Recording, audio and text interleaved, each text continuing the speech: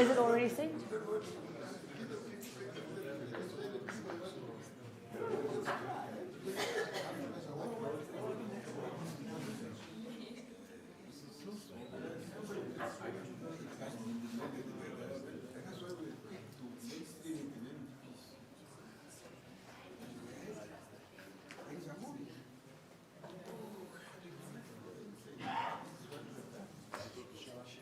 Thank you.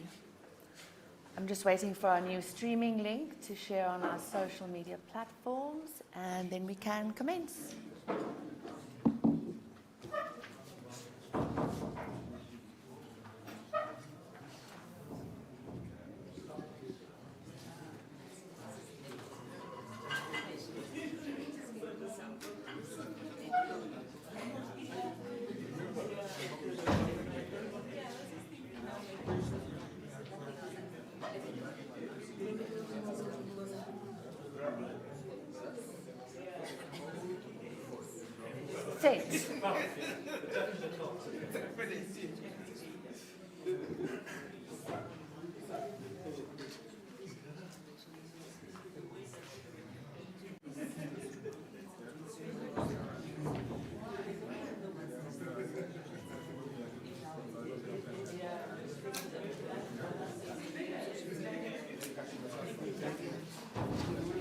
All right, just testing my sound. That seems fine.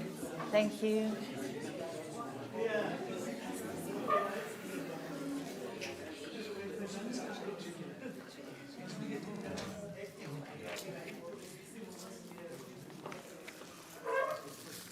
All right, thank you very much, everyone. I hope tea was warming in this cold weather. I am going to start the panel discussion, which will take us towards the end of the day, before which we will have a quick Q&A session and break for lunch. So we're almost at the end. But before we get there, I'd like to call on our panelists for today from civil society to really, I think there was a call and a need for not only the APRM to brief us on progress made, but also for members of civil society to detail the ways in which we have been a part of this process and contributed to this process. And so to that end, we have on the panel today Graham Hopwood, who is the chairperson of the the executive director of the IPPR, the chairperson of the board of the Civic 264, who is in a unique position to give us a good background onto how this process evolved throughout the years. And so let's give a hand of applause to Graham to come to the panel. On the speaker. Then we also have Ben Schernick. Ben is with NamNet. NamNet is an apex body of civil society, umbrella body of umbrella bodies. And so Ben is also joining us on the panel to deliver some comments on the role of the of civil society in the APRM.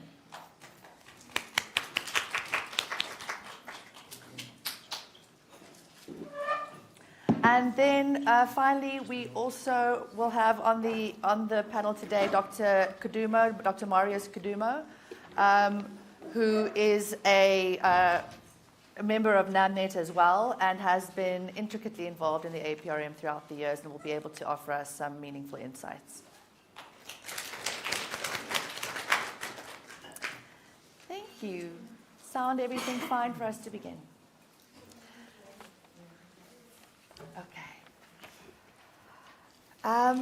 I don't know if there's been so many things raised and so many points raised. I was actually very interested in just perhaps opening with just a few reflections on the highlights of the achievements of the APRM so far.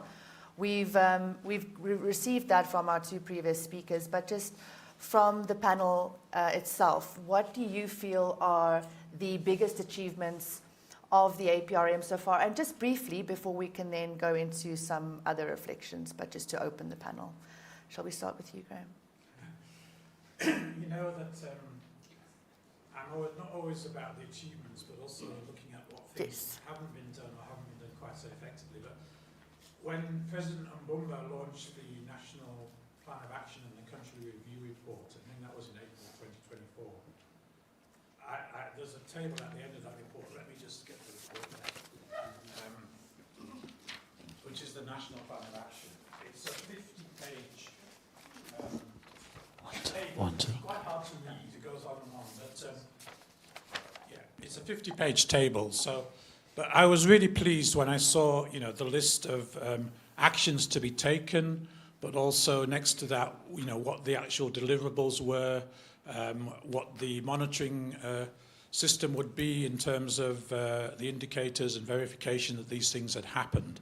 So this is the real value, I think, of the APRM, that it actually puts down very clearly what should be achieved across different areas, including governance, socio-economic development, and so on. So I think that's one of the achievements. I think the fact that this is all written down, but the problem, I think, has been mentioned, that maybe we're not aware enough of that, and we're not monitoring it enough, and we're not in civil society anyway. Maybe it's happening internally in the APRM Secretariat, but in civil society, we're just not aware enough of this table and all the indicators. But there are some great things on there, as Ambassador Mvula indicated. For example, access to information is down there, but the access to information indicator actually says the bill should be promulgated. Unfortunately, by the time the report came out, well, maybe it's good, in the indicators are, for example, women's participation in politics, which we can see is visibly improved in terms of the numbers, definitely, since President Nandi Ndaitwah came into office. So I think, you know, we need to critically engage with all of these targets and see where we are having success, where there's progress, and where some things aren't moving. Yeah, but that's a very quick response. Yeah, and I'd like to go into some of them a little bit later. So yeah. we'll dig a little bit deeper into, I think, awareness creation, which Uhuru also raised, as well as implementation. So, but thank you for those remarks in the meantime. Yeah, for me what is important is that there is a structure that has been formally established with a clear mandate of what they are supposed to be doing, and also the way how they are supposed to do their work, the consultative nature, as well as the reporting mechanism, including identifying certain thematic areas that they are supposed to focus on. Because we must understand where the African peer review mechanism is coming from. It's coming from the new partnership of Africa's development, that idea of President Thabo Mbeki, Obasanjo, and the others, basically saying that the way how Africa is governed must be different if Africa is supposed to be respected. And it must be a citizenry-led. The citizens of the country must be satisfied the way how they are governed. So the fact that you have a structure, they have programs, and they invite people to participate is important for me. Because one thing that we forget is you can have a constitution without constitutionalism. If your citizens have not internalized the values and principles of the constitution, then that constitution does not have any meaning, and they need to participate. I think for me, the fact, yes, there are shortcomings, but the fact that there is a structure established in itself, we need to celebrate that. Thank you, Dr. Kaduma. Yes, I just want to underline and not repeat what colleagues have said, because the APRM really did an excellent job in bringing out a lot of things and providing that platforms for them to be raised and noted, and even action plans to be there. But as in so many other sectors, what we do need are functioning, effective, vibrant platforms for working together on the implementation of all of these issues. And this is what is then linked to a partnership and the relationship between civil society, or between government and civil society, and somehow also the private sector. I often see that image of society being like the pot, and with a poiky that has those three legs: government, private sector, civil society. How do they work together? And especially that relationship between government and civil society, for me, is really key, that it's a partnership. And that's maybe something we can reflect on later. And that is a question maybe how far the APRM could play a key role in shaping that partnership in constructive ways and to see how we can work together, because a lot of these challenges that are very vividly spelled out in the APRM that really need urgent to be addressed, gender-based violence issues around children, malnutrition or other issues, and we can only work on this together. So we can't also let government alone in this and just only look at them, but how to do that. I think that is a key question that we need to focus on. All right. Thank you. I'm hearing both in what Dr. Kaduma said and Graham said, a need for kind of greater awareness creation if you're speaking about a constitution without constitutionalism, and an admirable and valuable structure, but not necessarily one that enough people know of.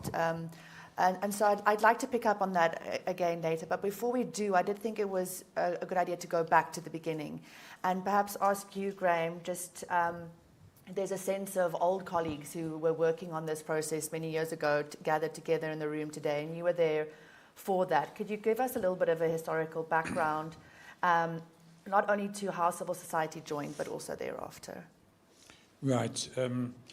Yes, so as Ambassador Mvula said earlier, Namibia joined the APRM in early, I think it was January 2017, but actually the discussions around APRM had been around for at least about a decade before that. And IPPR had been calling for us to join APRM since at least around 2010. I do remember a minister coming to speak to us, I won't say his name, but he said around 2010 to us, look, Namibia is well governed. We don't need to be compared to anybody else. We don't need to be held account by a peer review mechanism. And he said, you know, at that time, he said, why should we be compared to Uganda? You know, we're way ahead of Uganda. So it's an interesting point, because Uganda at that time was considered by many people not to be well governed. And if any of you are following the news recently, and especially in the last few days, you know, there's been a very serious deterioration in governance in Uganda, and the media, independent media, more or less been banned and closed down in the last few days there. But so there was resistance within government, and that really just changed. The mood changed when President Geingob came in, and during his first term in office, he embraced the idea of the APRM, and that led to us joining in early 2017.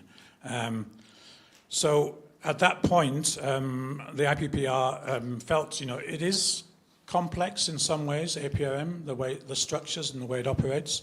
So we did produce a briefing paper in early 2017. That's President Geingob with the APRM officials at the signing ceremony, I think. And that was an attempt to just explain in about 6 or 7 pages what the APRM is all about. It's still on our website. It still works, I think, as a basic explainer on the APRM. And this paper was written by somebody called Stephen Grusd. Now, some of you might remember Stephen Grusd, because following the publication of this paper, he came to Namibia several times and helped us in civil society to understand APRM and the role we could play, and ultimately to come up with a report that Uhuru mentioned, which was a kind of shadow report for what we felt should be tackled by the APRM in Namibia. This is a publication that's also available on the IPPR website. It was a call for action, a review of critical issues for the APRM process in Namibia, published in 2019, in June 2019. And that outlined 13 issues, 13 key areas that we thought should be addressed. And as Ambassador Mvula mentioned, this fed into the later process that started when the Secretariat was set up and consultations started. But just to go back to Steve Grusd, some of you, probably not many of you, might be aware that Steve was tragically murdered about 2 months ago in Johannesburg, a victim of the terrible crime incidences. It was a hijacking and a kidnapping. And we really lost a key advocate. He worked for the South African Institute for International Affairs, SIA. He was really committed to developing APRM not just in Namibia but across the continent. He was constantly traveling to countries, particularly helping capacitate civil society to play a key role in the APRM process. So I just briefly just like to just pay tribute to Steve, because we have lost a huge champion of the APRM, but I think it leaves the onus on us, especially in civil society, to try and fill the gap that he's left. But that was a terribly tragic and upsetting incident. I think it was he's mourned by everybody in the APRM community.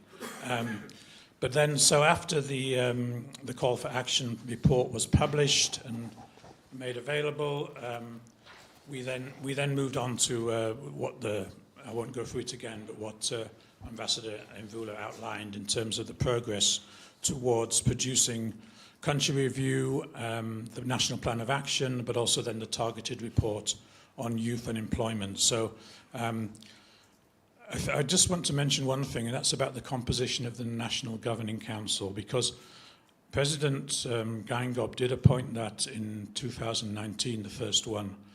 And actually, at that point, there were very few civil society people, if any, on the initial Governing Council.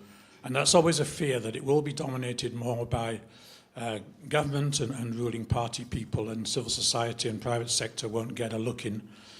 So we, 20 civil society organizations came together, and we wrote to President Geingob and said, we think this needs to be broader. I think there was about 8 people on that initial council. We think that this needs to include civil society and also some private sector interest as well. So I would say this is fairly common experience. I'm not going to single this out, but we never got a response. But about 2 months later, President Geingob expanded the Governing Council and included people like Naita from the Namibia Institute for Democracy, Steve Galloway from the Namibia Institute for Corporate Governance, and others. So our voice was heard, although it wasn't fully acknowledged at the time.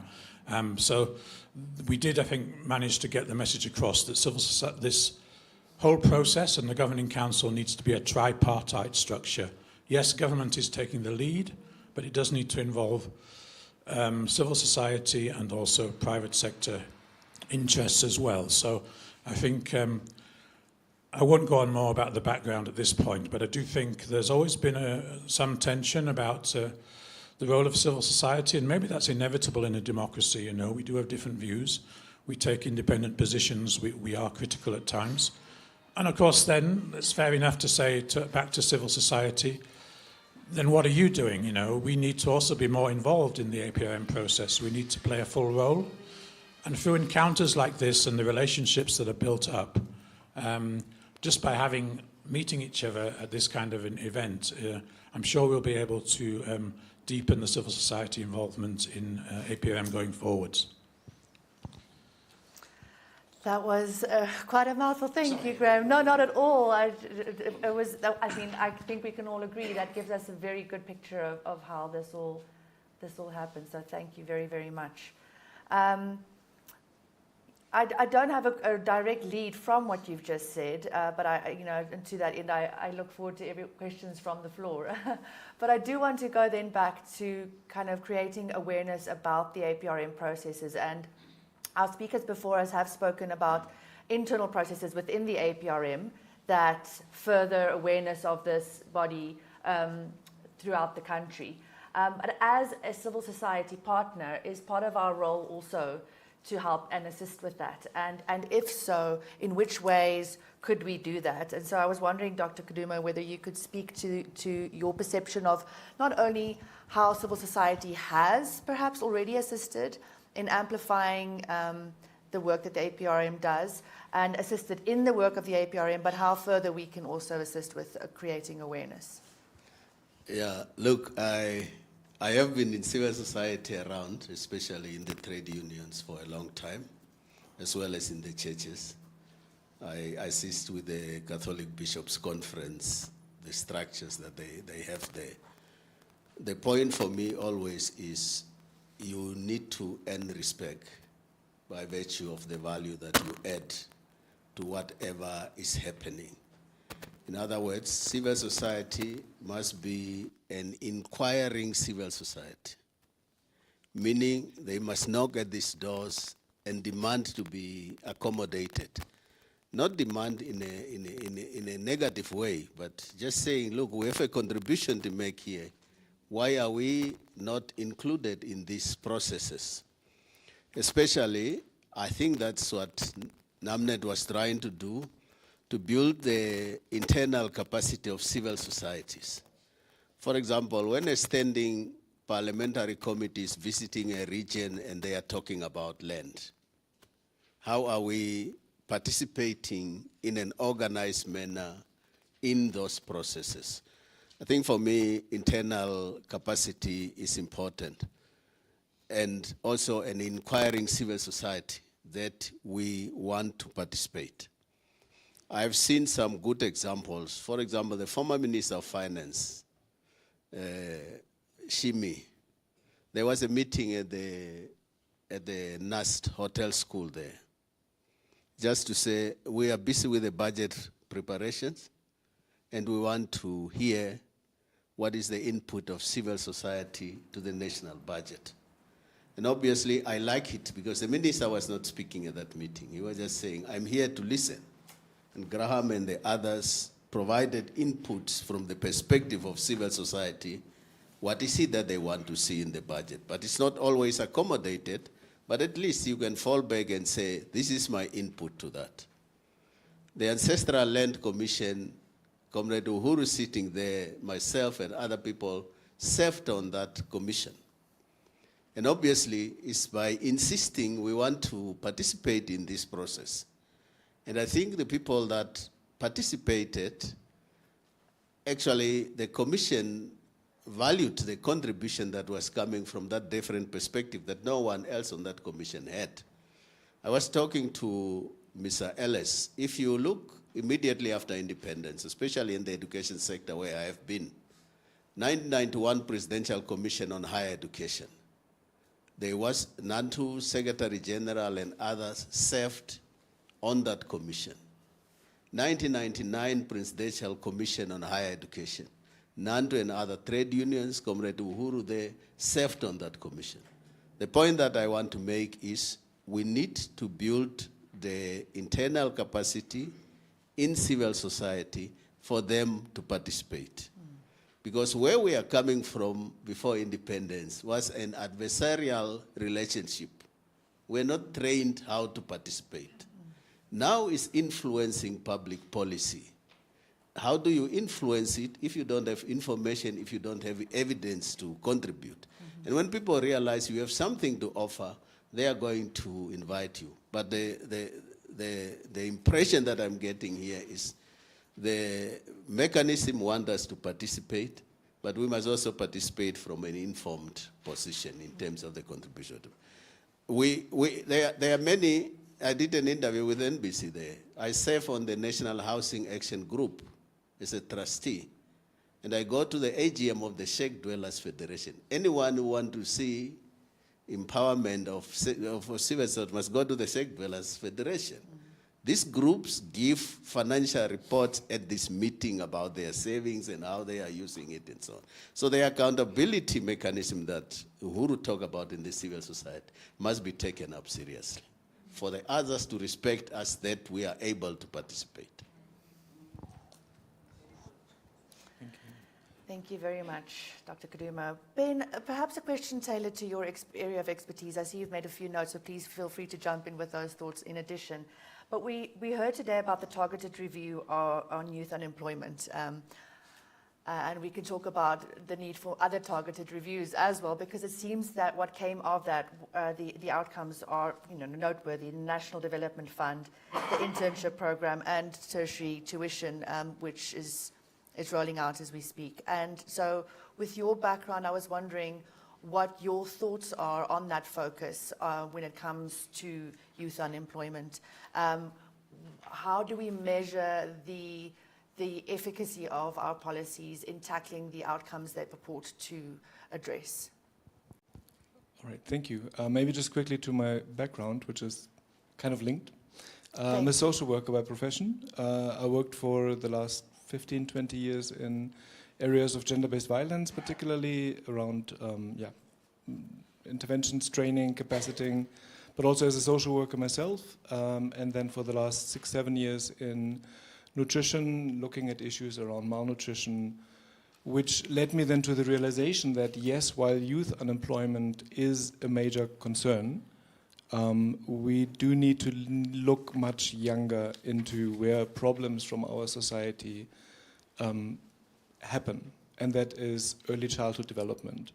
And there's not just research around the returns on investment in the early years that are much higher, because the older a child goes, the more you invest, it doesn't bring as many returns. So investing now in tertiary education has among the lowest returns on investment compared to whether we go into early childhood development. Like, for example, malnutrition, stunting, it's irreversible. And this is then a lost capacity that we have, not just within families, communities, but also for the social economic development. So that would be my point of view to say, yes, we need to address youth unemployment, and I think steps taken there are good, yet they could be more radical, and I think this is where civil society, for instance, would have some good ideas. Let me just take one example of something that I'm personally very passionate about, which is the unconditional basic income grant.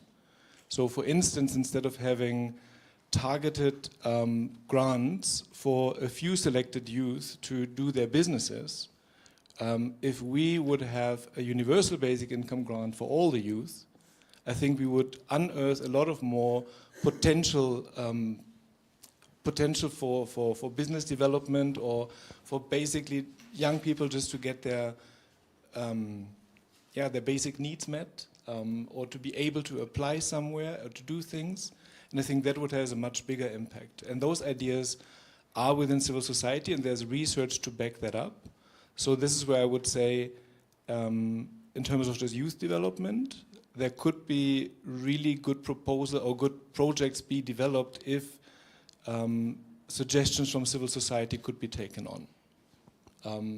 Because that impact of a universal basic income grant, for instance, in rural areas where young people may want to do something, but nobody actually in that village has money to give them, all of a sudden everybody would have $600 every single month, and that would really change the whole situation in rural areas and boost local economies, and all of a sudden give young people hope. Instead of 400 people applying for 1 million or 500,000, and only out of 400 people or 1,000 people, only 30 getting it. So this is kind of the type of thinking where I think projects could benefit from another perspective. And this is where the role comes in from NamNet, Civic, and others to make sure that the Namibian civil society is well informed, there's a flow of information, and better coordinated. Not just on national level, but in the regions as well. And for that, for instance, we also need to talk about the government-civil society partnership and engagement policy. So this is also something we need to follow up on and see how we really get this baby to get out of the birth channel. Because then, and this is maybe a conversation we could have with the APRM, is the link that I mentioned earlier between not just to gather that information and to see where are the highlights we need to focus on and how, but to actually help with the implementation. So that link between, to ensure there is a coordinated implementation on all the things that were highlighted and all the suggestions that were made. And this is where we then need to talk about then the relationship between government and civil society, which I just want to end with that. If I'm allowed to make a funny comparison, but I always compare that to like a good marriage, where you need to be both critical of each other, but also supportive to each other. You stick together. You are in one household, but you also, it involves sometimes saying things that your partner may not like. But if they repeatedly don't, and I don't want to go into detail, but you need to point out things while at the same time being very supportive. And I think this is the role where civil society does play. And civil society, and I liked what Ethne was saying in the very beginning, which I could follow thanks to the YouTube link, by the way. civil society doesn't speak with one voice. It's not one thing. Civil society is many voices, and sometimes and very diverse, and sometimes even controversial within ourselves. So there are some of us that are more on the critical side to hold government accountable, to push, to advocate for the change that needs to happen, and others are more on the supportive side to implement. And some of us are both. And it's that relationship that we need to help shape. Because then we can also really put these things into action and really make a difference in our society. Thank you. Thank you. I think we can pass it on to Graham, perhaps. Very important lessons there in just the work that civil society can do, has done, and what we could strive to do more of. And I think we've also need to give recognition, as you said. You know, we're seeing the National Program of Action created by the APRM being mainstreamed into NDP6, resulting in things like the Access to Information Bill becoming an act, the Sovereign Wealth Fund growing, what you spoke to now, but as well as the Public Enterprises Review Task Force. And yet, a big part of that is the implementation that you spoke to being sometimes lacking, and that civil society is very willing and eager to be of assistance in. Especially, I think, something as critical for transparency, for accountability, as access to information. And so we do see this act in existence for a number of years now, but not being implemented. And so how can we, and perhaps Graham, you can speak to this, I think the question on our mind is how can we be of assistance in helping these incredible policies that have been mainstreamed, that are visible and available in the NDP6, actually translate into even more tangible results for our average Namibian, with something as crucial as access to information. Over to you, Graham. Yeah, it would be interesting to know how the National Plan of Action was actually integrated into NDP6, because there are quite a lot of things, I think, in the Plan of Action that are not in NDP6. And also, you know, and why that is the case. So, I mean, we don't have a timetable for the implementation of access to information. The Plan of Action says we should join the Extractive Industries Transparency Initiative. That was a consideration during the last presidency term of President Geingob, but doesn't seem to be an issue for the new president and so on. So, you know, there are issues, I think, where balls are being dropped. And the only way, really, that we can respond to this and perhaps assist with the implementation process is to be serious about monitoring. Monitoring and evaluation, but having monitoring mechanisms that work. And with AI and digital platforms now, it's possible to load everything up on the computer and have somebody checking every month or every 2 months, have these things been implemented? How far behind are they? Yes, great if they are moving forward and they are being implemented. But I think that's where we are, and that's what we need to do with NDP6, but also with the National Plan of Action as well, because they are two separate documents that I don't believe are fully integrated together. But yeah, so developing capacity in civil society and working with the APRM Secretariat on some kind of form of real-time or near to real-time monitoring of implementation will help. I mean, the Harambee plans were useful because they had targets and they also had timelines very clearly in a table. And we have a similar timelines and even costings, as mentioned, in the National Plan of Action. So we need to utilize that material, but make it presentable, digestible, understandable, but most of all, in a form that we can monitor it in a real-time kind of way. So I think that's key. Yeah, I'm reminded of a mention being made of, you know, the APRM being on LinkedIn and Instagram and Facebook, a website being in the works. And so I'm imagining a website that tracks progress made in implementation. That would be absolutely incredible and easier than ever thanks to our newer technology. Thank you for that. Absolutely, yeah. Yeah. And then I'd like to move on to perhaps, again, something that's been stressed over and over today, which is The coordinating capacity of civil society as being, as Uhuru said, networking within civil society, but also the independence of the APRM in terms of CSO representation. Graham spoke to that. Dr. Kaduma spoke to that. And to that, Dr. Kaduma, you referenced Minister Shimi being available for CSO input on the budget. And we've actually continued with that engagement annually. And most recently, Minister Shafuda did also hear from civil society in the midterm budget report priorities. So we're continuing with that tradition. But if youth unemployment is a ticking time bomb, perhaps less easy to imagine, but equally in progress, or perhaps progress is not the right word to use because it suggests betterment, is the ticking time bomb of civil society needing to close its doors increasingly. And so I'm wondering if perhaps, Dr. Kaduma, you could speak a little bit more, I think you were getting there in your previous comment, on ways in which civil society can not only be included. I think we've seen a very inclusive process being supported by various actors through many years, but in addition to being included, also being protected. Is there something that we can do to ensure that being prioritized? If you could speak to that, perhaps. Okay, thank you very much. I think before I come to that, I just want to give an example of the point that I talk about of an inquiring civil society that knocks on doors. NDP 6 did not have any mention of civil society in that document. So Ben, Ronnie here, and others, including myself, went to the Director General of the National Planning Commission when that document is about to be printed, and to say civil society is not mentioned in that document. Then the officials said, no, but it will be integrated in the ministries and so on.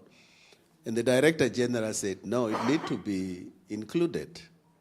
And so at the end of NDP 6, there is a mention of civil society. The point that I'm trying to make is, when you knock, when you inquire, even the budgeting that we are talking about is not something that happened automatically. IPPR and others were insisting on we want to participate in that. But I think one of the issues that I'm concerned about is appreciating and understanding the work of civil society organization. I don't think it is properly understood and it's properly appreciated. You are talking about a broader spectrum from the legal assistance center, the work that they do. There's no one else who's doing it in the community. Therefore, you need to appreciate it, that in a democracy, your citizen must be educated about their rights and their responsibilities. When you look at the churches, for example, there are churches that have educational institutions as well as health facilities. They are in the broader scope of civil society. If you appreciate that, then you will begin to see that civil society are your partners in development. When Minister Helmut Angula was at the National Planning Commission, there was that discussion about the relationship between civil society and government. To the extent of the capacity that I'm talking about, I don't see any reason why government cannot make a subvention to support civil society, to capacitate civil society to do their work. Because you can't be complaining about other governments are funding them, they have a foreign agenda and you are not providing them. But firstly, you need to appreciate their work. And when you appreciate that, then you are able to do that. So I think from my side is both sides, from government as well as from civil society. There's a lot of work that we need to do for us to participate fully in public policy making. But at the same time, the accountability and governance in civil society need to be strengthened. And some of them are through training. I don't know whether everyone really knows about the governance that we are talking about. They need to be capacitated. When you look at data, the number of houses that the Sheikh Dwellers Federation built is more than energy. So if housing is a crisis, why are you not supporting them? So these are the things, the coexistence and appreciating that there will be differences. But how do you manage the diversity that is there without thinking this is an enemy and so on? But the coordination, the point that Uhuru talked about amongst the civil society organization themselves to speak with one voice on some of those issues are basically very critical. Perhaps before we close off with one last round of questions to all of the panelists, Ben, could you perhaps speak to what Uhuru also raised in the relationship between civil society and parliament? You often reference your favorite metaphor of the potjie with 3 legs. And so I was wondering how you think what Uhuru mentioned in the relationship between civil society and parliament can help to not only educate around the service provision role of civil society as a true partner to government, which you just spoke to, Doctor, but also as a governance element of any healthy democracy. And I mean, what would it look like when the ticking time bomb of civil society starts being louder? If you could, okay, so the last one was an extra question, but mostly around a parliament and your potjie metaphor, please. Yeah, let me try to get to the parliament at the end. All right. Because I just want to build on quickly what Mario said. And I want to talk about visibility, learning, and accountability when I think of civil society. Because I don't know who was saying it, but there is so much civil society that, and so much that civil society is doing. And when we say civil society, it's international NGOs, it's national level NGOs. I saw Lifeline here as well, LAC, NDT, others. And then there are community-based organizations, faith-based organizations. And there are so many. And it's even just 2-3 people getting together, providing food for kids in a soup kitchen. That is also civil society. And the impact that has, that people coming together, doing things because they see the need to help others. For me, that is also really a part of civil society that I feel is not yet fully visibly and understood. And this is where we ourselves need to do the work to make that visible and explain that to others, and including to parliament. And then also learning from across the sectors. Like, yes, the NAC and the sector SDFN are doing amazing work around the housing. And then there is also an agreement where they do get money directly from the ministry to do this work. Yet other sectors are really struggling to get that type of support from the government. So some form of cross-sectoral learning needs to happen within civil society and then within the government ministries on how can we make this work. And then, of course, what Uhuru said about accountability or addressing our own governance challenges. We need to make sure that whatever you invest in civil society, like the Shackwater Federation, that it really happens. And I think this is really an exemplary role model of accountable use of that type of public money to really make things work. But there are a couple of other challenges where we really need to do our job. And I think then we can talk about or engage Parliament and really say, look, this is who we are. This is what we can bring to the table. And we are well informed to assist you in making laws and policies that we need. And lastly, on the survival of civil society, we can then also, once we are visible, we are learning from each other, we are accountable, we can tackle the issue of sustainability so that we are not as depending on foreign funds, but really have models in place for domestic funding, not only through government, but to really wake up the private sector as to what, how they need civil society. Because if society breaks down, because civil society is not functioning anymore, the private sector will also have problems.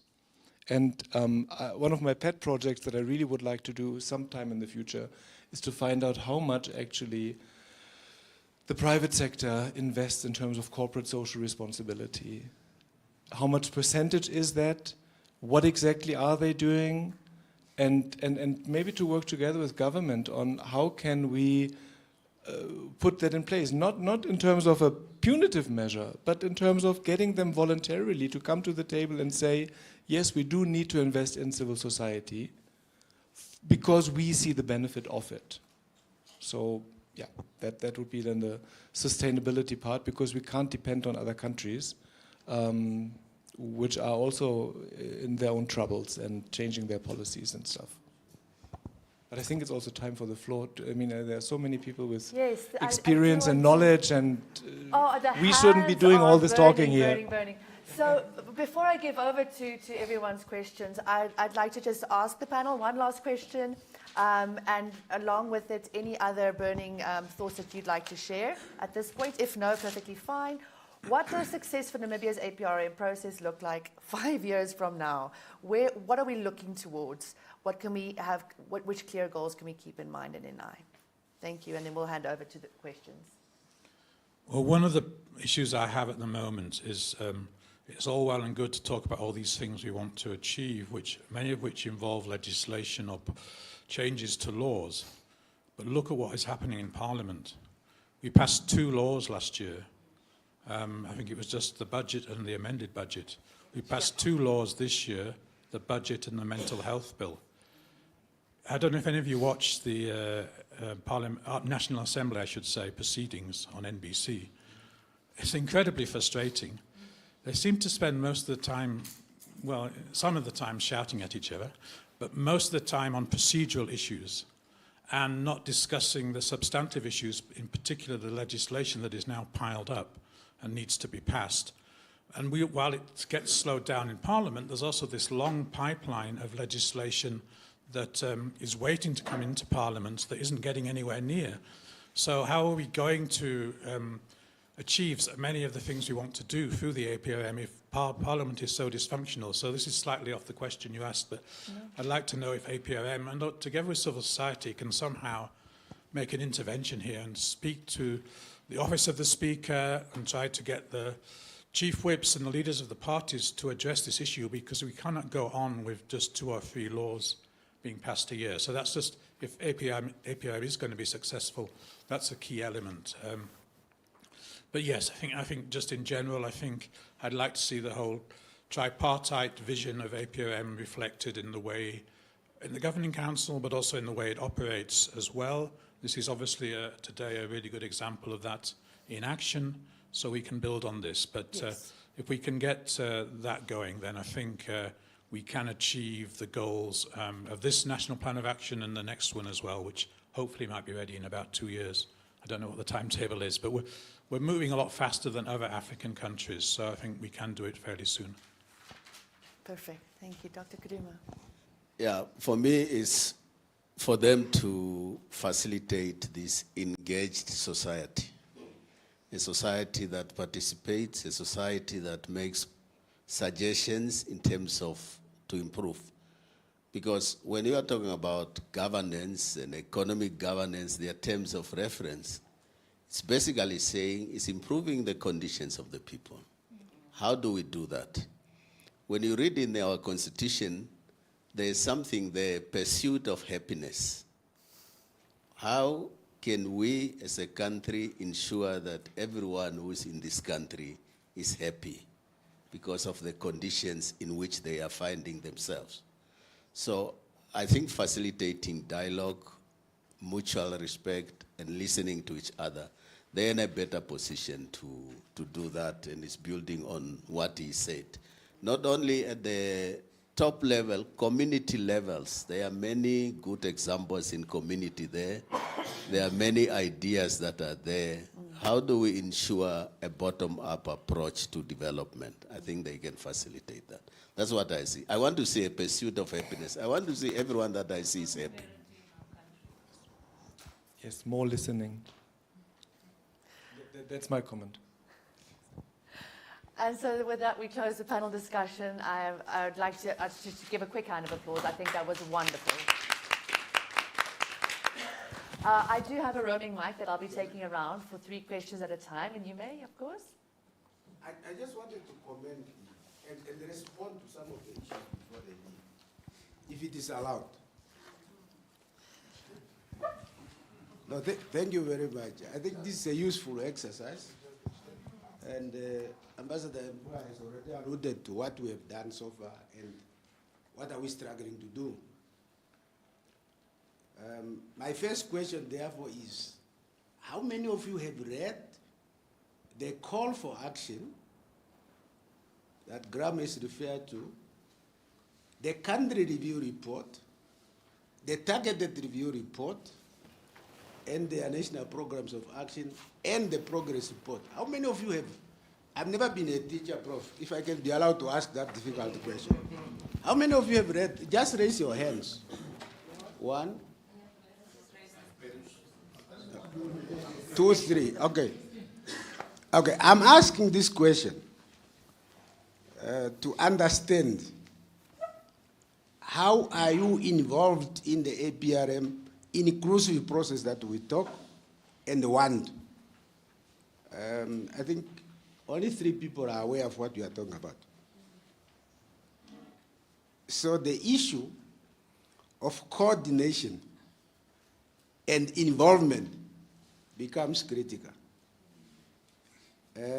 When she came to me for this important meeting we have today, just to give you a background, I said, well, we want to meet you. I said, you see, this is a very excellent idea, but please be my ambassador. Go out there, reach out to a bigger number of civil society so that we have a useful engagement. We are ready anytime. Why? At the beginning, Graham, you will remember, we started off very well with the involvement of the civil society. At one point, we sort of requested the civil society to develop the national program of action of the targeted review report. Again, Prof here talk about the capacity. And we later realized the capacity was not there to develop the national program of action. And somehow our relationship with you started not to go the way I wanted, right? Leadership is important. And you, the leaders of the civil society, please be more accountable. You know, there's something I read, a thief shouting, stop thief. You know, this person is a thief, and he was running away saying, stop that thief. If you want the government to be held accountable, you must put your house in order. Charity begins at home. And you must really identify capacities where you can make a change. This is a very thick document. As Graham says, the National Program of Action is about 50 pages. And many stakeholders are identified there. We had a struggle to mainstream this National Program of Action into NTP6. But luckily, because of proximity and leadership, key issues were taken into the National Program of Action. But it's not enough. It is not sufficient. More still needs to be done. The whole purpose is to improve governance in the country. And that requires everybody to participate in that process. You see, what I like about the APRM, when I met Graham, I was a public servant in the Ministry of International Relations and Cooperation. He didn't say so. So the civil society started the process, and we were lagging behind. So I was then the head of the Department of Multilateral. I was told, go and meet these people to find out exactly what they want.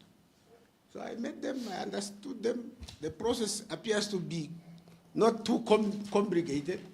By that time, I didn't know that I would be appointed to lead the APRM. But we worked very well with them, and we still need to continue. In my vocabulary, I want to see a national program of action.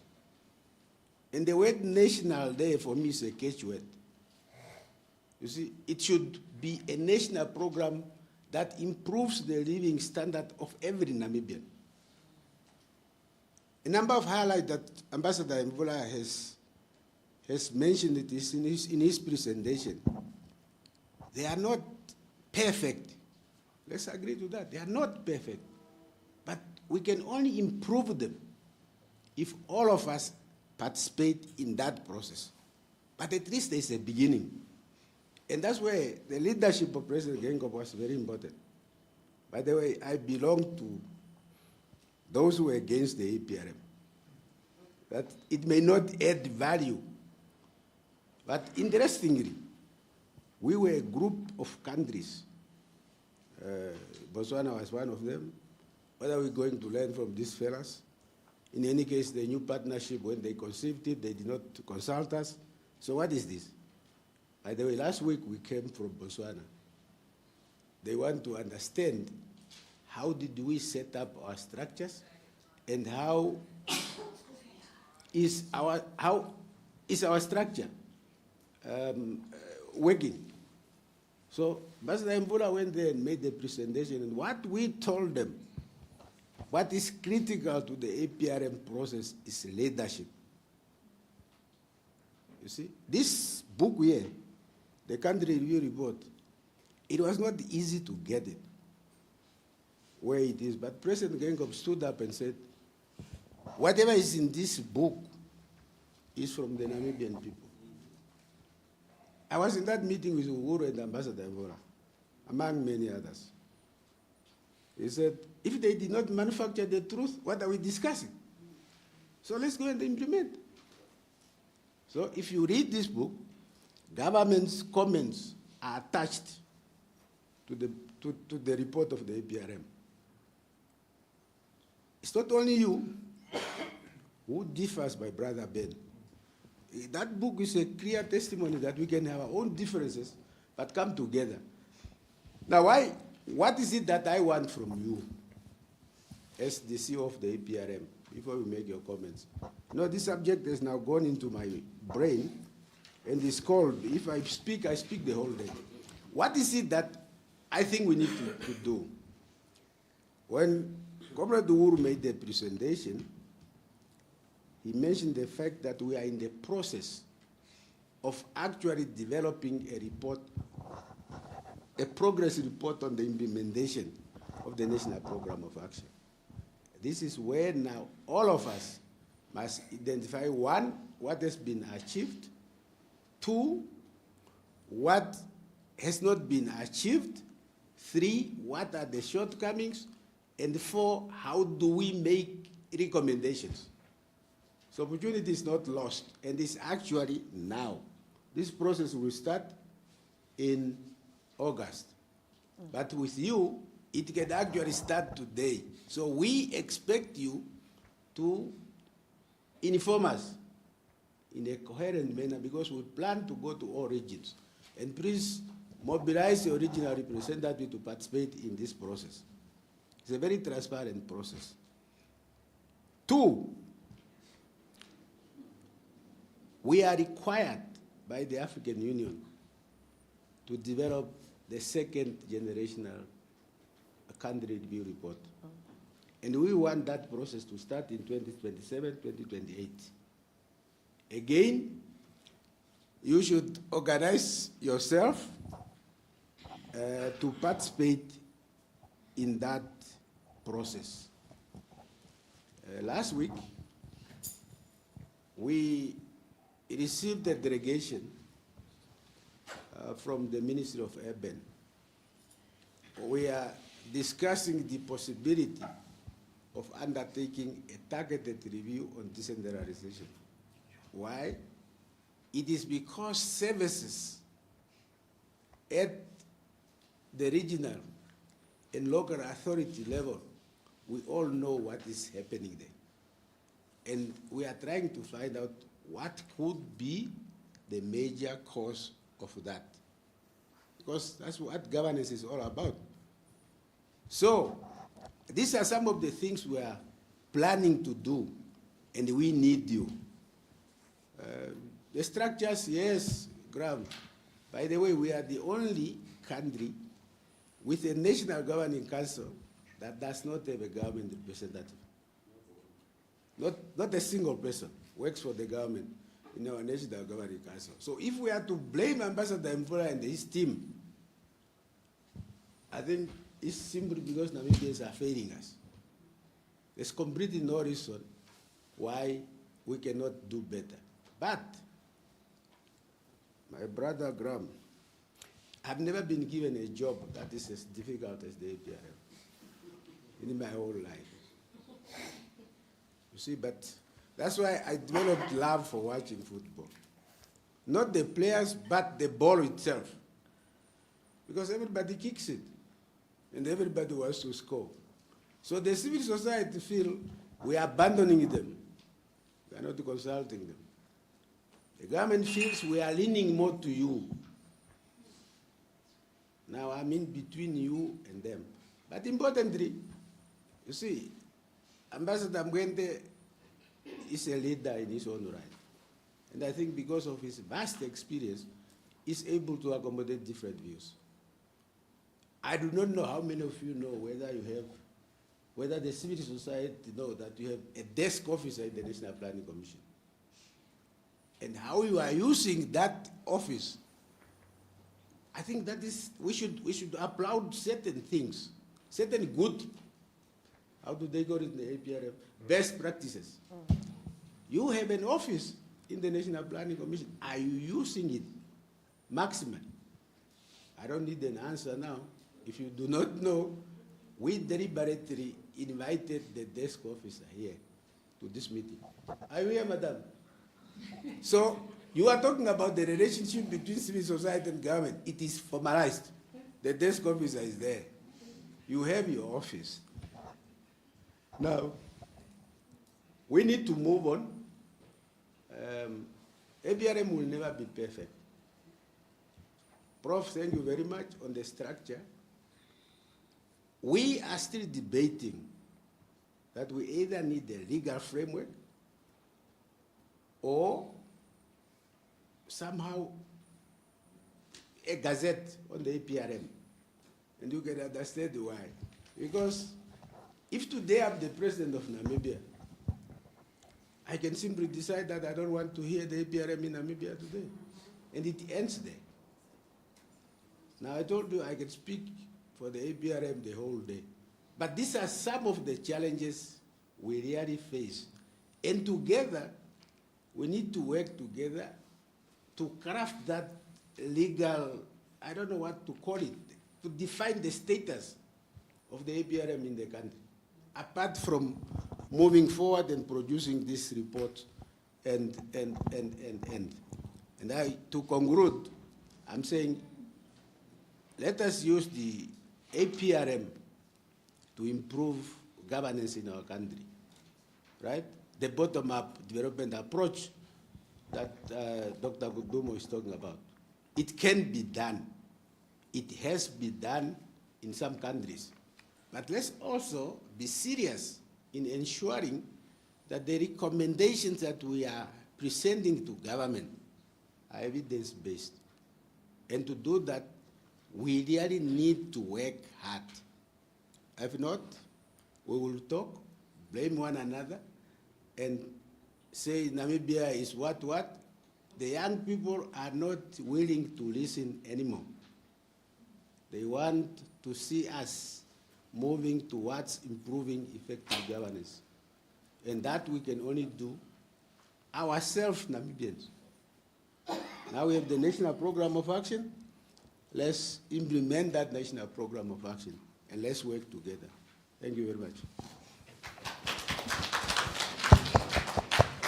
Thank you very much. I'm going to take 3 questions at a time, and I want to also just remind everyone that Ambassador Mvula did say that his delegation is available to take some questions too, in addition to the panelists in front of you. So first 3 hands, I saw yours. Okay. Thank you very much. My name is Reverend Dolin Ngushe, and I'm the Executive Director of the Alliance of Christian Churches in Namibia. I'm very grateful that I was really I'm part of this engagement, and also the objectives that has been outlined on the African peer review mechanism, the vision, the mission, and also the thematic areas that we identified there. I think it's 6 of them.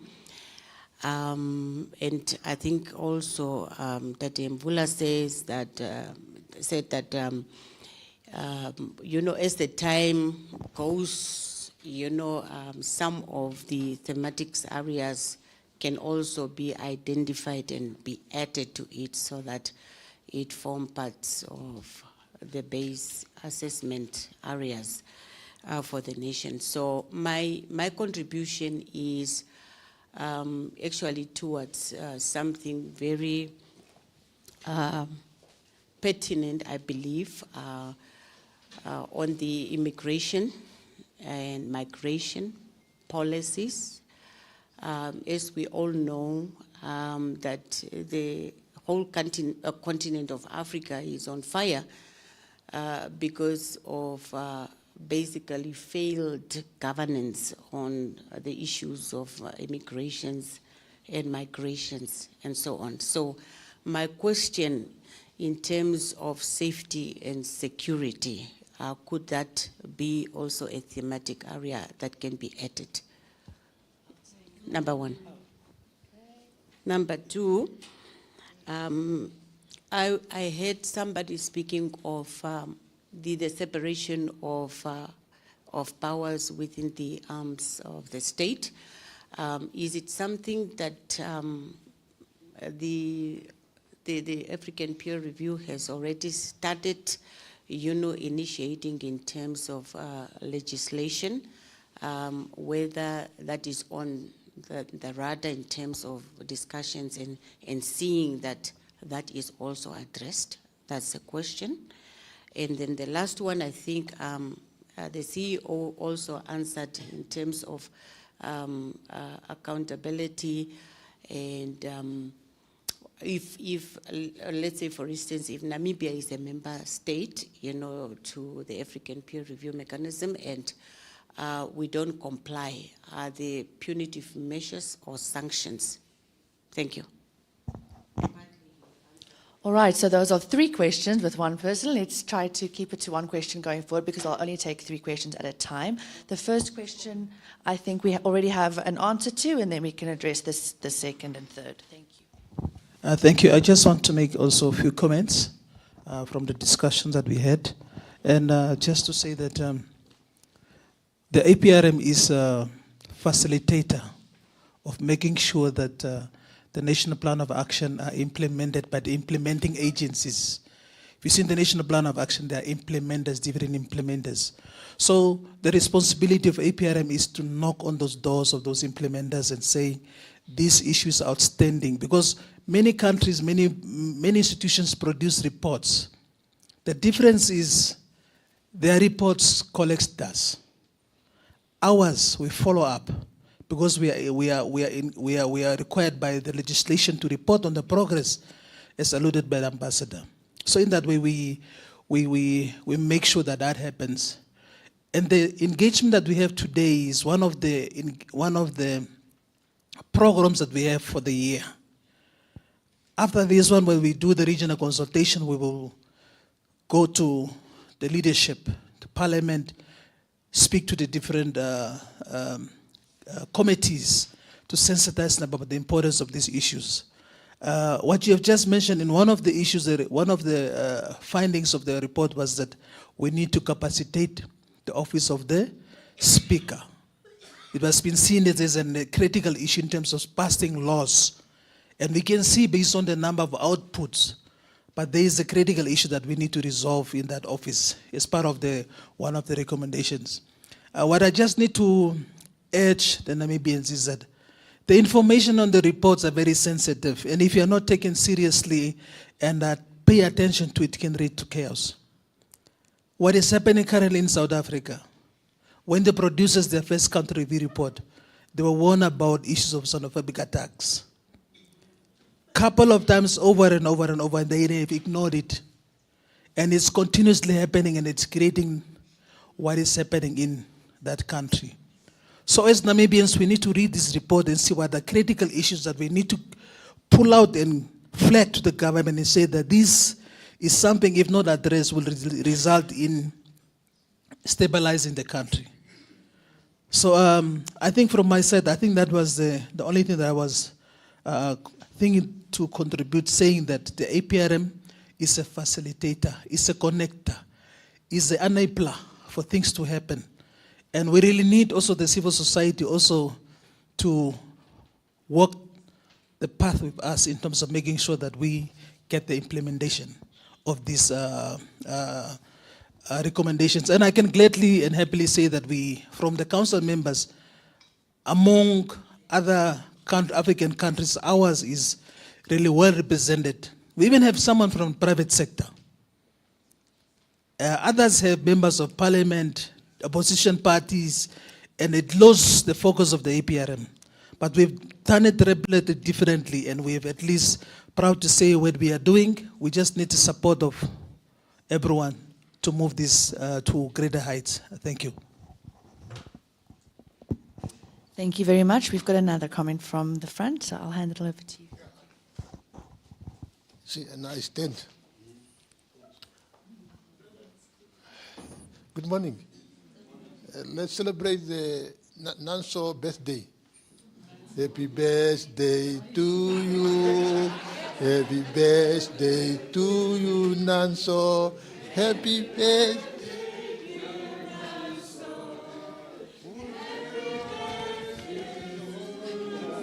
You see, I just stood up because I was listening to everybody from my learner who was speaking here, from my chairperson, from a very important stakeholder, from my brother, and this gentleman I don't know. But all of them, what they spoke, makes sense. And I want just to come in from Katutura's point of view. The youth fund they were talking about, it was a good intention from the president to make available to Namibian youth.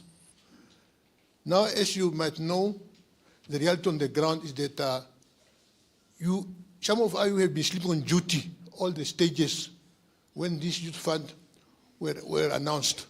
You allow the bourgeoisie to hijack the process. That's why someone was saying they only give money to the other bourgeoisies. What I like what you said.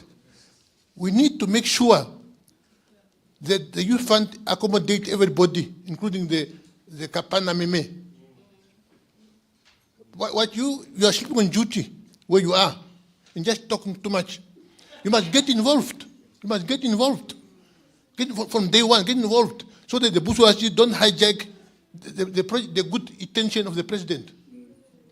The other point is we need to be honest with ourselves. And we need to harmonize the interests. See, we are coming from different schools of thoughts. We also need to know where we are coming from. When my chairman was speaking, he was referring to this young man. When he came here that time, he didn't even have a permanent residence. We need to know this background. My student was talking about Nanso and about legal assistance center. All these were product of SWAPO efforts in Semnyuma. Now you want to hijack the ideas of Semnyuma in SWAPO. So what I'm saying is we must know where we are coming from. And we only, when we speak, we'll be able to make sense when we add all those together. For information, the legacy center we are working, I had to give Dave Smith SWAPO support for him to come. Me, as a Secretary of Information of SWAPO. What I'm saying is, what weakened the civil society idea is the issue that you keep on criticizing SWAPO. See everything in SWAPO is wrong. So and the SWAPO leadership is wrong. What I'm saying is that we need to learn from the past to South Africans leer uit die verlede. Alles wat goed en edel is en wat in Boeddha weer toekomst. Paul Clear. So what I'm trying to say is that what the colleagues said all here, it makes sense. we have opportunity now to support this, because it's inclusive. But what the young people need to do is to read. I like what Botti always said, that he cannot spoon feed you. There's a lot of document to read about these things. The first one is this one. It's online. It's online. Yeah, it's online. So you won't be able to talk if you are enough informed. Otherwise, you bypass the reality.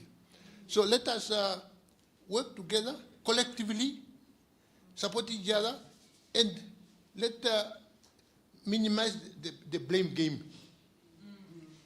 The blame game. We all can bring our thought together in this process. So what I'm saying is, I see improvement in the civil society from a few years ago. I see the improvement because there's good leadership we was talking about there. Leadership are there. Let us guide the young people, all of them, all this. Let us guide the young people to understand the bigger picture of where we want Namibia to be, the Africa we want. I repeat again.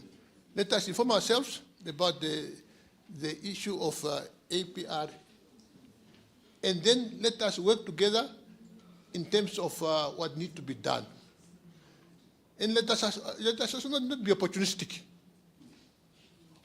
Let us be with the people we claim to represent. I repeat again, let us be with the people we claim to represent. Thank you very much. Thank you very much. Any other answers available to the 3 questions that have been asked? I think we'll take another question. Thank you. Thank you. My name is Monokayumwa, and my question is for Graham. I'm just curious, when the minister asked you why Namibia should be compared to Uganda, what was your response? Because while I'm not a big fan of the relativity argument, it could be argued that relatively Namibia could be the perfect African country. So I'm wondering if, were you able to point to Uganda, despite its deteriorating governance, to some good practices that Namibia can learn from? Or if nothing else, is the APRM, can it serve as a cautionary tale to say, hey, if we're not careful, that's where we're headed to as a nation?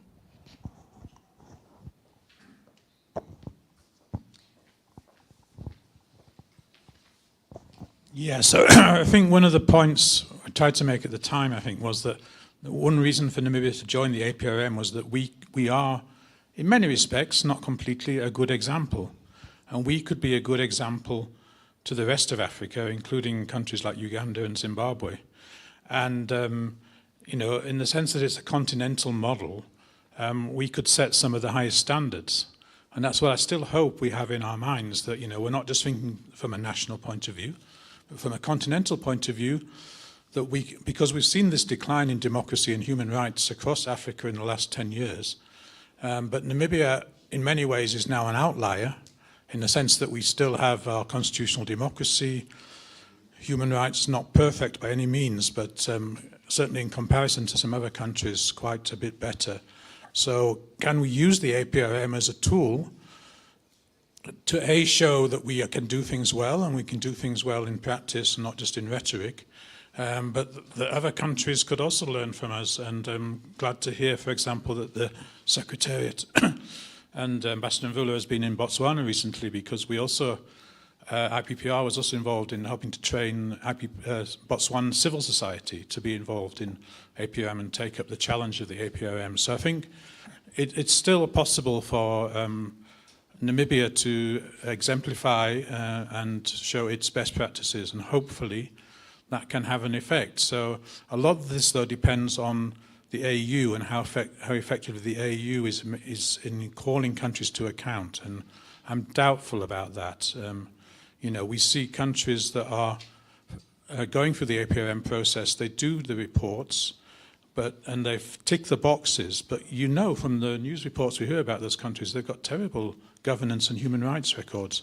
So, you know, I think Namibia can be an example where, you know, the reality of our governance and what's in the APRM reports is more or less on the same page, and then we can use that to hopefully use for different continental forums and the AU, show that this is the good practice, this is the best practice. Why don't you, not by boasting, but just saying, you know, you can also learn, and we can learn from others, I'm sure, but I don't think there's much we could learn from Uganda at the moment. But I'm sure we can also learn, in some respects, from Botswana. You know, I think South Africa, with all its problems, might still have some lessons for us. And there are other countries, you know, that we could learn from. So that's one of the, it's an interactive learning process, and that's one of the advantages of the APRM. Thank you. We only have time for one or two more questions. Yes, of course. I will be very brief. Graham is 100% right. I mentioned leadership. But I just thought I should add what President Nyerere said, that if you want to know the correct status of your health, don't compare yourself with a sick man. I think we were wrong to compare Namibia with Uganda. And we did not know that we could share our best practices with the rest of the continent. And exactly this is what we are doing now.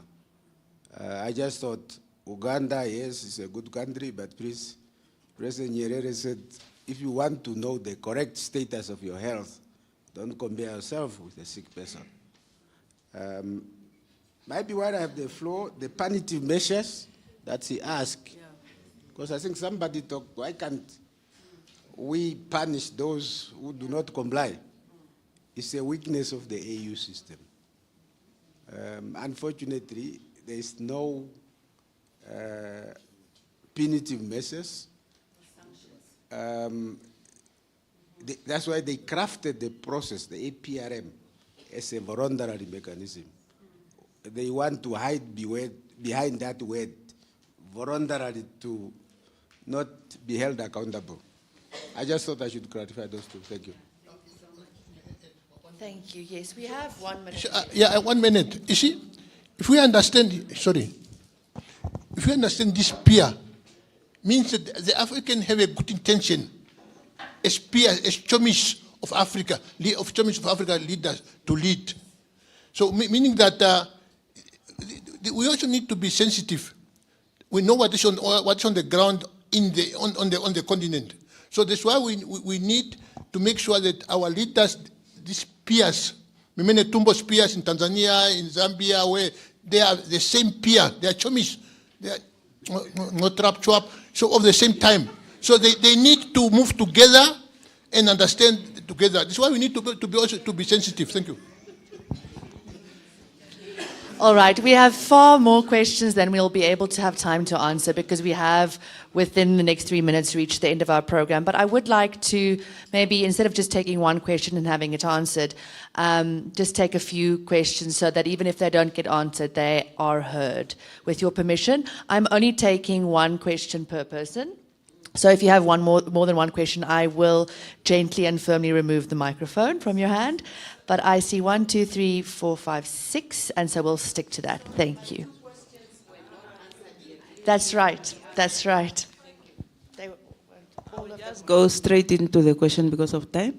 I just wanted to find out from the APR review team, because since the national budget is one of the key tools for national development, how do we ensure that we sensitize the implementers that next time when the budget is tabled is results-based budgeting? And we want to see where was the investment, the return on investments, so that we can see at least the money that is invested is addressing our social and economic problems, then rather than have a budget that is just saying this is what we are going to do and we are not seeing any progress. Yeah, thank you. Thank you for keeping that relatively short. I'm going to try to get to all the people who still have questions. Thank you. My question is for Ambassador Mvula. What is your position and strategy on protecting the rights of LGBTI persons, which undermine the constitutional freedom of the minorities? I'm referring to Article 28 and 29 of the African chapters, strengthening the protection, strengthening the African values in relation to the tolerance, traditions, and cultures. How do you in line with these chapters? Thank you. Hi, everyone. My question would be to Mr. Ben. With regards to women affairs here in Namibia, I'm coming actually from the finance, banking and finance, that is my background. But I'm also stemming from pre-independence. As a student, we started off with NANSO, and I can recall the CNN Council of Churches that we used to approach those years, or vice versa. But I'm very concerned about women affairs in Namibia, and lately, by God's grace, I was appointed from the Women Achievers Africa to be the representative of Namibia. And on my own cost, I've been doing the regions, and I'm now assisting Women Action for Development, since they are the longest, done a lot in capacity building. So as the newly appointed or recently appointed country representative for Namibia, Mr. Ben, I would like to know, NamNet, if I would rather maybe join in with you people to see what we can also contribute to APRM in terms of women affairs in Namibia. As Namibia is already been on record and applauded or commended for women in politics, but there are other issues that we're looking at, especially gender-based violence, which we now counter with to also now give emotional intelligence and soft skills to men.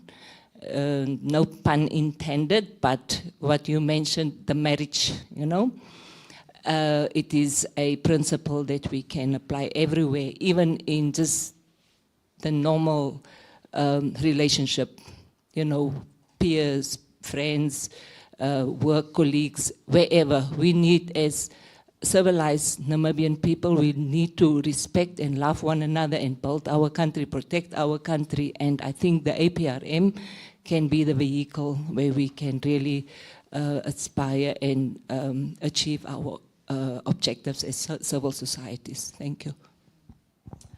And thank you for, we'll be taking 1 or 3 more questions, I think, and I see a last show of hands. And while we're listening to the last few questions, and perhaps with your permission have a few of them answered, I'd like to remind you of the feedback forms in your hands at the back of your program. If you could fill those out to just put on the table, the registration table on your way out, that would be wonderful. Thank you very much. Over to you, Mr. Dembers. Thank you. I really appreciated the session.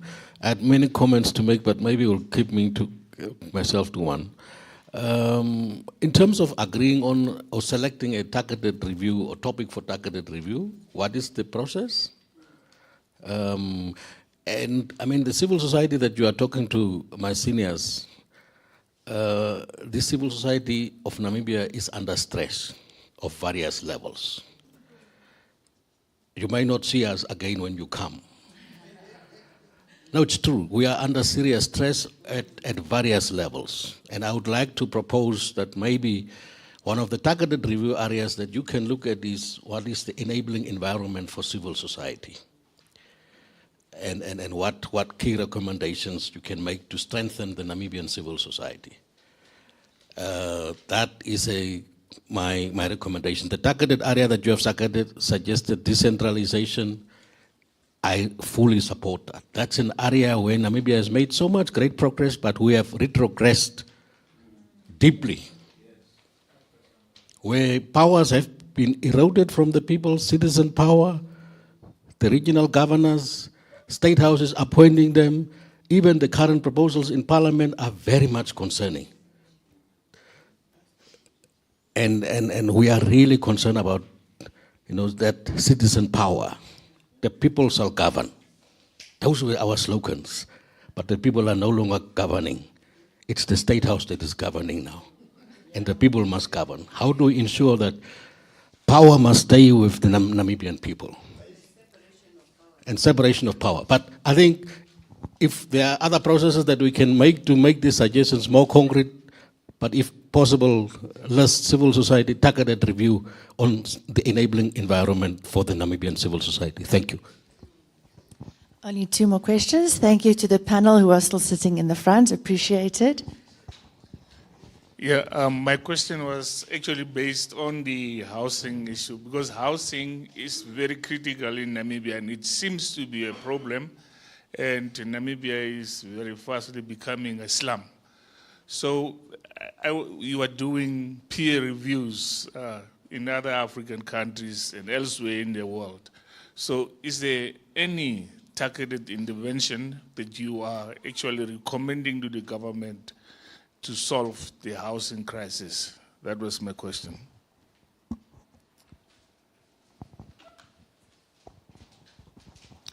Good morning. I would like to make 2 statements, a proposal and then 1 question. I'll start with a question, keep it very brief. If there's any way that we can do an extended meeting on this, because I think there's a lot more questions and actually discussions. So this is a real need, and I don't expect Ethne to draft minutes and continue with this. So this is my question, if we can do it. The proposal that we have made several times already is that civil society is established for specific reasons, unique groups, expertise, and so forth. So the whole concept of democracy can never be covered under umbrella bodies. They don't have time, they don't have the capacity. It's different people that need to attend all these massive amount of meetings, so the information even within organizations gets lost. So the whole concept of specific or dominant stakeholders that are always engaged, that really cannot work. So what we proposed was a platform that's got a paid office that can, for instance, incorporate the hub as the information part, that have paid staff that must attend to these different aspects, but that are universal. UN nations, government, and then specific angles. The legal assistance centers, some of these aspects. Okay, this is the proposal. Okay, this is the proposal. Okay, and then the last point is, that the African Union is actually suggesting co-steering with government in every aspect, and that is also civil society, the food sectors, and so forth. So this is where, if we do this panel, it can really work. Thank you. So I'll just like to hear if we can do extended. Okay, just waiting for, that's great. Thank you very much. That concludes all of the questions on the floor at the moment. Are there any other panelists or from the APRM delegation who would like to address one of those questions, please? This is our moment. Thank you very much, Doctor. Yeah, I did not understand well the question of the separation of power, what exactly the issue is, because the Constitution is very clear about the separation of power, whether the separation of power is working or not. And that's what I was saying, that it is the citizens that keep democracy working. If the separation of power is not working, what are the citizens saying and doing about it? Because the Constitution is very clear about the organ of the state and how they are supposed to function. Even in terms of us taking power away from the people, for example, the decentralization policy not working. What is it that we are doing about it as citizens, as a collective? Because the Constitution says all power shall vest in the people of Namibia, who shall exercise their sovereignty through the democratic institutions of the state. And that's basically what Graham was talking about. if you go to the oath that the parliamentarians make, and sometimes you see what is happening in that parliament, then I'm wondering, what are the citizens saying about their representatives? And whether it is the platform that is lacking or not, because the parliamentarians, the oath that they make is they represent all the people of Namibia. In performing their functions, they will be guided by this constitution, their laws, public interest, and their conscience. So the question is what happening in Parliament, in the National Assembly, in the public interest? If it's not in the public interest, what are the citizens saying about it? Because no one gives you power, you must demand that power and use it. And I think in the case of Namibia, we are too passive as citizens. I want active citizens, but you do it with respect. I do a lot of public commentary because I take it that it is educational. If I know something, I must share it, and I hope there's someone who's learning something about it. The separation of power, are we utilizing it? If it is not happening, for example, the representatives of the people, are they doing their work? If they are not doing it, what is it that we are doing it? I know NID do a lot of training in terms of what are the roles of councillors, what are the role of... So it's more ourselves getting organized. Thank you very much. I have two more comments, or in lieu of answers to the questions that have been asked. 3 more, and then we will break for lunch. Thank you for your patience. Sorry? For you? I need to respond. All right, then that's 4. No, I will take you first, and then Uhuru. No, I want to respond to the comment made on the other side.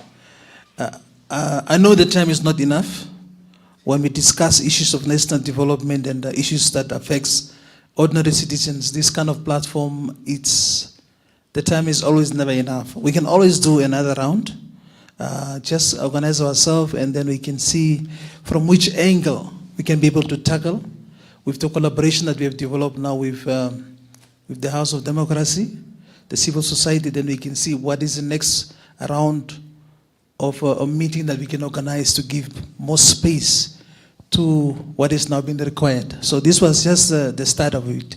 So more is still coming. Thank you. Thank you very much. I'm going to go to Huru and then give the last words to the most important among us. Would that be all right? All right, perfect. No, thank you very much, Doctor, for bringing this matter up. I think we need to structure our dialogue with civil society. Whatever formula will come up from our side, Dr. Vietbien is here. Let him be the focal person for this coordination of our meetings. Maybe we structure it in such a manner that we meet twice a year or 4 times a year, whatever is convenient to have this dialogue, so that we are not left out in whatever we are doing. We are open for that dialogue. So Dr. Vietbien will be the contact person from our side. If you can identify the contact person from your side, we would appreciate. If you are going to think about it, so be it. Thank you. Thank you. To Ben, okay. Thank you. Thank you. Mine is also on the follow-up. As Ambassador Mvula said, the work of APRM is organized in 6 thematic areas. So I think in terms of follow-up, it would be more useful to do those follow-up in those specific areas, those thematic areas. There are civil society here that are working on democracy and political governance. So we meet, we look at the recommendations, the findings of the National Review Report recommendations, look at the assessment in terms of implementation, progress of implementation, and we fit our findings as civil society into the National Review Report. I, for example, chair the thematic working group on socio-economic development issues. So we can organize through Dr. Vetbien such a session with organizations that are working in that space, discuss it, look also how we engage the regions, and then give a comprehensive feedback through as part of the annual review report. In those discussions, we can also look at what kind of issues do we suggest for the targeted reviews, and also what kind of other mechanisms can we use, yeah. All right, I'd like to give the last word to Ambassador Mvula. Are there any pressing comments that need to be made before that? Just to quickly respond. So, yes, I think that addressing issue of GBV or gender issues beyond the mere numbers in leadership is absolutely crucial. And I love that you said that we need to really develop emotional intelligence, especially also among men or boys, young boys. And for me, there's also a link to then leadership and governance. Because the more emotionally intelligent any gender is, the better we become later on as leaders. So there's a double positive effect on that. So please, let's liaise with NamNet. I think from NamNet side, we also want to strengthen that relationship to APRM and see how those structures are going to be established. Yes, I think that is the one thing, and the number of questions here that cannot be answered really shows the need for continued engagement. So I think maybe it's good to leave with that cliffhanger to say this is a conversation to be continued. Thank you. And then before I close off today, just some last words by Ambassador Mvula. I thought the question that was posed have been responded to already. And if there are last words to be said, maybe I would also just want to say that in some of these discussions, you want as much as possible to create harmony, a harmonious platform that will be inviting and get you to look forward to the next engagement, and not sometimes make people to say, am I going there again? Because somebody stepped on somebody's toes, but that we are a partner in this. And I think the underlying word is that we are all striving to a better dispensation for our country. And APRM is supposed to lead that process, and APRM cannot do it alone. And that's why we have got a stakeholders approach. In many cases, government would always want to take the lead, and we have made sure that in all our statements, you would pick up the word that government is just one of the stakeholders. There is no stakeholders that would be seen to be important.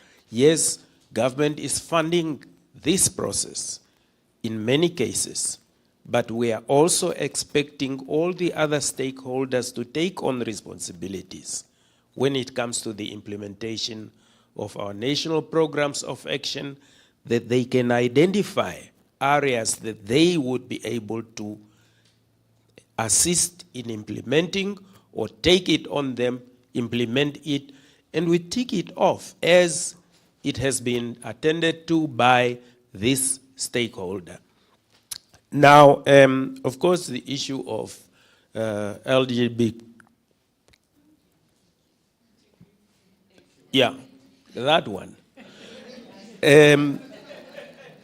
Is surely we are striving to a society that is a unit. And I think our democracy gives us that platform. And that is why we are a harmonious community where everybody respects the other one's rights. And if that is the approach that we are taking, I wouldn't see anybody in a different light. So we move along and we address issues that threaten our community in all these aspects. Issues of gender-based violence, issues of where we need to be sensitive to any other member or members of the society, know how to approach the issues of the critical issues that would most probably come up in some of the thematic areas that we need to address. Speaking to issues that threaten environment, they all need to be addressed in that platform and need to be addressed in that spirit. But surely we are a unit, we are a community, we are able and we are willing to engage in the times ahead to address all those issues that we pick up through our reviews and through our researches. And we identify new areas where we think this could be a problem to our society. Let's address it within our findings and make sure that there's room to make sure that it has been attended to. Thank you. Very good.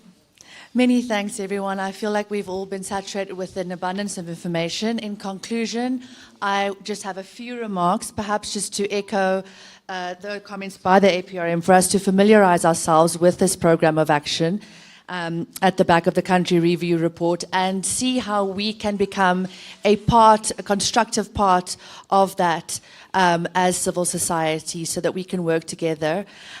We may be a plurality of voices, but we can be a harmonious plurality of voices, to echo what Ambassador Mvula has said as well.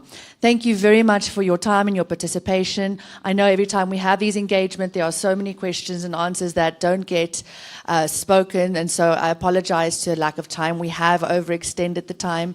But again, thank you very much. It might just be the beginning, and so we'll take you up on that offer. I'm also being reminded very kindly that we are able to have these events thanks to support from our partners such as the Hans Seidel Foundation, and it really supports us for you to make sure that your name is on the register at the front, but also that as you leave the venue today, you take that program with the feedback form at the back and just pop it on the table for us, please. We'd really appreciate it.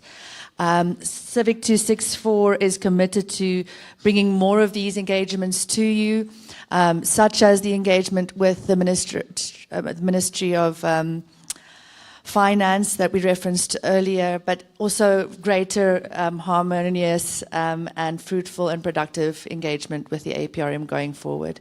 So thank you for coming, and I release you to have some lunch. There was an emergency stop for plastic forks that I got a little note about a little bit earlier. So I hope the fork situation has been resolved, and let's all enjoy lunch together. Let's all talk to each other about what we've learned here today. And